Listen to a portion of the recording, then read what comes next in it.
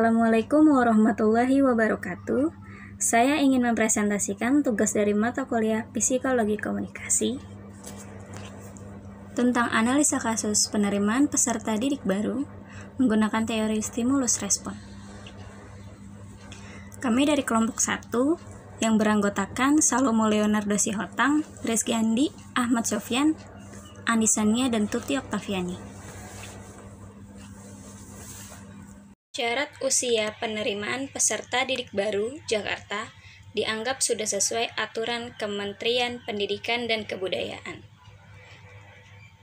Masalah usia yang menjadi salah satu pertimbangan seleksi penerimaan peserta didik baru di DKI Jakarta sebenarnya sudah lama, namun baru diterapkan di DKI Jakarta mulai tahun ini, ujar Hamid, Pelaksana Tugas atau PLT di Jakarta, Selasa, tanggal 23 bulan Juni tahun 2020. Hamid Muhammad menjelaskan, Peraturan Menteri Pendidikan dan Kebudayaan Nomor 17 Tahun 2017 maupun Peraturan Menteri Pendidikan dan Kebudayaan Nomor 44 Tahun 2019 menyebutkan persyaratan calon peserta didik baru kelas 1 berusia 7 hingga 12 tahun atau paling rendah 6 tahun pada 1 Juli tahun berjalan.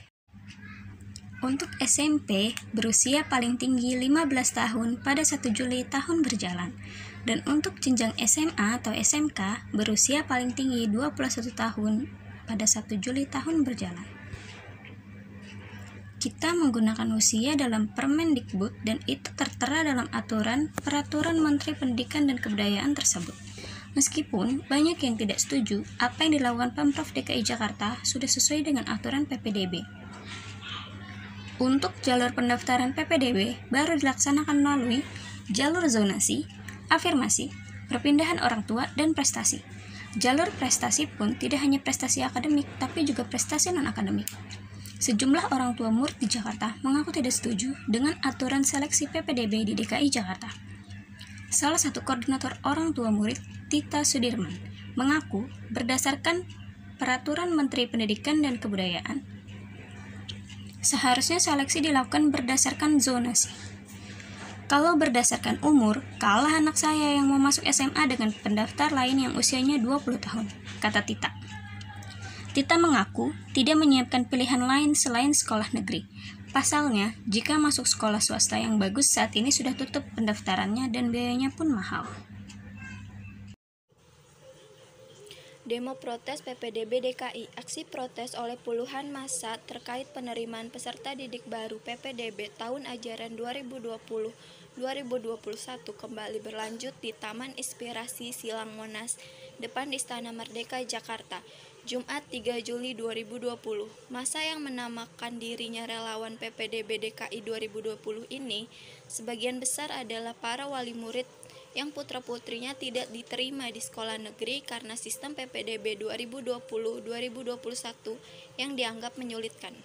Menurut Rudi S., koordinator lapangan, sudah keempat kalinya mereka melakukan aksi protes, ditunjukkan ke Gubernur DKI, Wakil Gubernur, DPRD DKI, hingga Komisi X DPR RI. Namun apa yang menjadi aspirasi mereka tidak membuahkan hasil.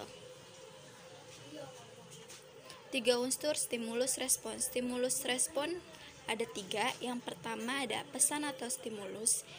Yang kedua ada komunikan atau organisme, perhatian, pengertian, penerimaan. Yang ketiga ada efek atau respon, perubahan sikap.